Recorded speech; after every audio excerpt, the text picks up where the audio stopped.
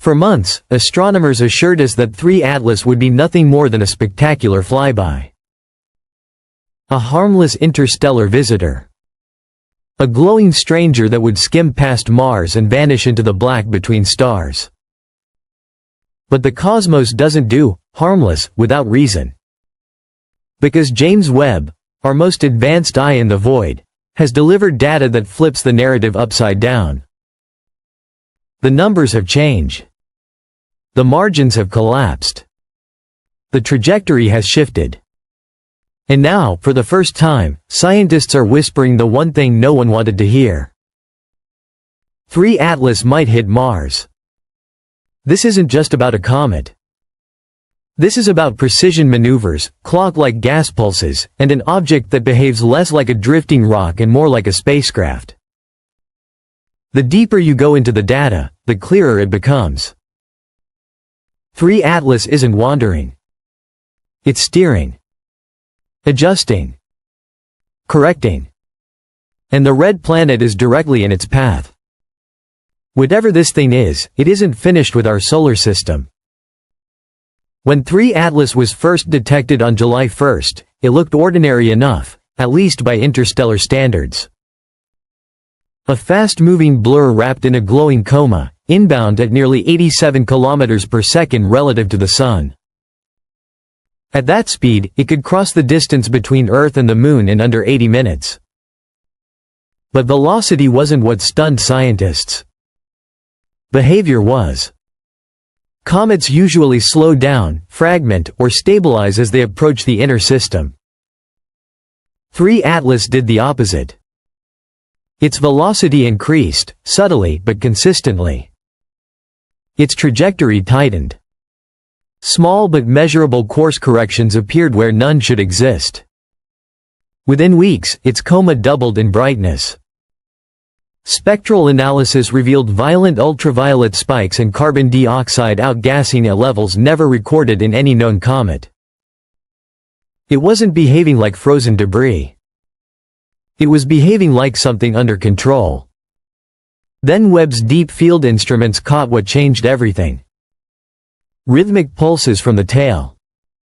Not chaotic jets caused by uneven heating, but deliberate emissions occurring every 17 minutes, precise, repeatable, exact. Each pulse coincided with a microscopic shift in velocity. A maneuver. A correction. A choice. As Webb, Gemini South, and NASA's Jet Propulsion Laboratory refined the models, the story turned darker. What had once been a comfortable near miss shrank to a revised pass of just 1.95 million kilometers from Mars. A hair's breadth on a cosmic scale. Worse still, simulations showed that an added velocity of only 10 kilometers per second, a fraction of what those pulses could provide, would be enough to push 3 Atlas onto a direct collision course. Think about that. A whisper of thrust. A final adjustment. And Mars becomes ground zero. Natural objects don't do this. They don't fine-tune their approach. They don't align thrust vectors. Yet every pulse from 3 Atlas was perfectly oriented along Mars' orbital plane. Scientists weren't just tracking an object anymore. They were watching it aim. Between September 19th and 30th, any single outburst could be the one that sealed the outcome. Then came the radar data. Returns from the Mars Reconnaissance Orbiter and Goldstone antennas didn't resemble ice or dust. They were sharp. Metallic. Structured. Internal NASA sources described the reflections as, unlike anything previously observed.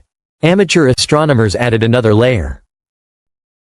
Long-exposure images revealed thin, green, needle-like streams. 3 luminous beams converging toward Mars, pulsing in sync with the exhaust intervals. At that point, even mainstream science could no longer ignore the implications. Harvard astrophysicist Avi Loeb and his team published a paper proposing something once considered unthinkable: 3 Atlas may be engineered. Not a ship. Not an invasion. A probe. The data supported it. Loeb suggested a scenario in which 3 Atlas isn't targeting Mars to destroy it, but to deliver something. A payload. A signal. A biological or informational seed. Whatever the intent, the approach was surgical, deliberate, and humanity was watching an operation it barely understood. If 3 Atlas strikes Mars, the consequences would be staggering. With an estimated mass of 10 billion tons and an impact speed of 57 kilometers per second, the energy release would exceed 2 million megatons.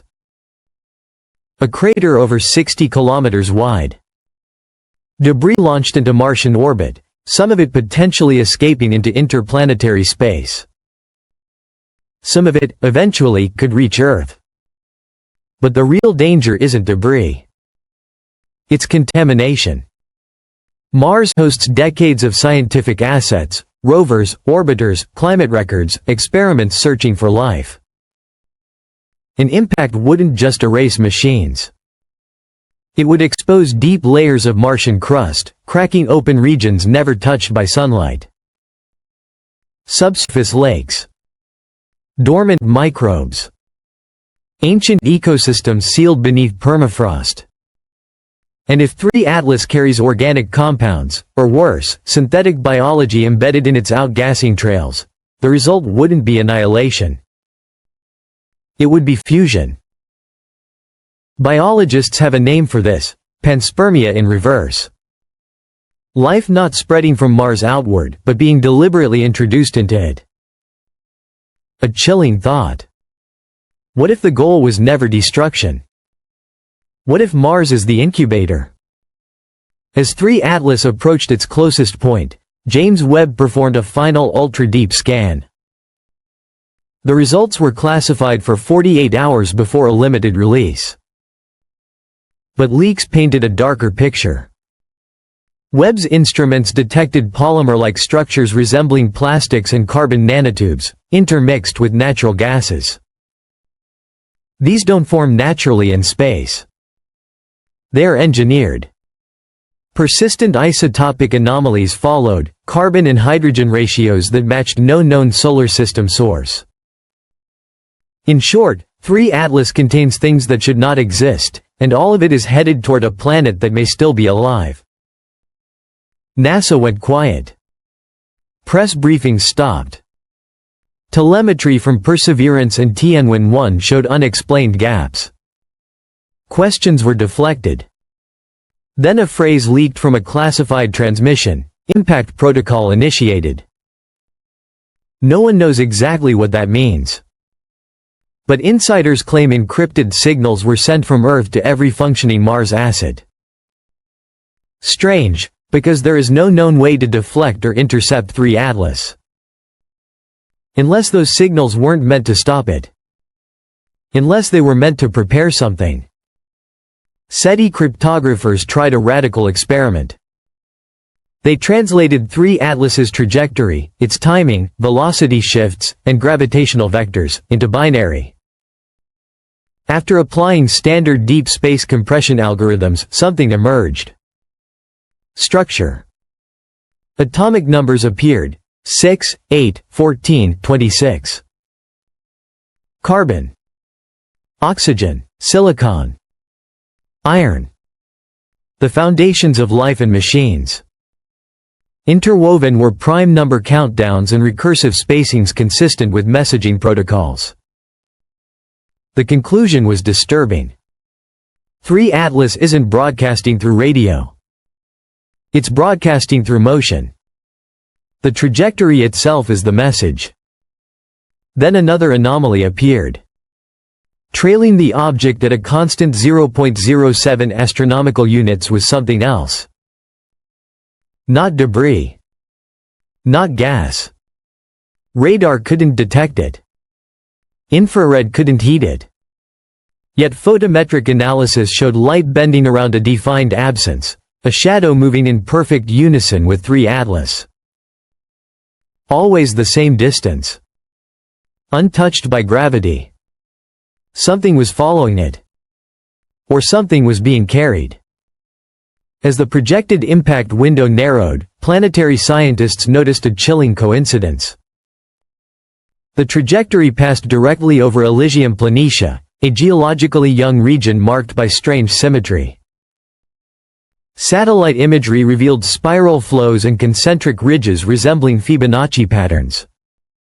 At the center lay a perfectly circular basin, 3.5 kilometers wide, with no known impact or volcanic origin. Embedded within it were crystalline silicates with unusual refractive properties. When struck by sunlight, they emitted brief infrared pulses at regular intervals. A curiosity, until now. Was it a random feature? Or a rendezvous point? Then Mars began to respond. ExoMars detected xenon isotopes rising from below the surface near Cerberus Fossae. Seismic activity spiked. Subsurface temperatures rose. Magnetometers recorded a structured pulse every 17 minutes. The same rhythm as 3 Atlas. Olympus Mons, long thought dormant, emitted a low-frequency harmonic signal matching the object's waveform near perihelion. Call. Response. The idea of impact began to dissolve. This wasn't a collision. It was synchronization. As the final alignment approached, Mars, Earth, and the Sun forming a perfect line, astronomers noticed the geometry matched ancient megalithic sites on Earth. Stonehenge, Nabta Playa, Teotihuacan. Structures built millennia ago, aligned for a moment humanity never understood. Until now. 3 Atlas didn't arrive randomly. It performed. It aligned. It listened. Mars didn't panic. It remembered. Maybe Mars isn't the target. Maybe it's the switch. And Earth? We were never meant to be passive observers. 3 Atlas didn't come to destroy a planet. It came for attention. And now that it has it, the only question left is this: was it an accident, or an invitation? Because maybe Mars isn't about to be struck. Maybe we are.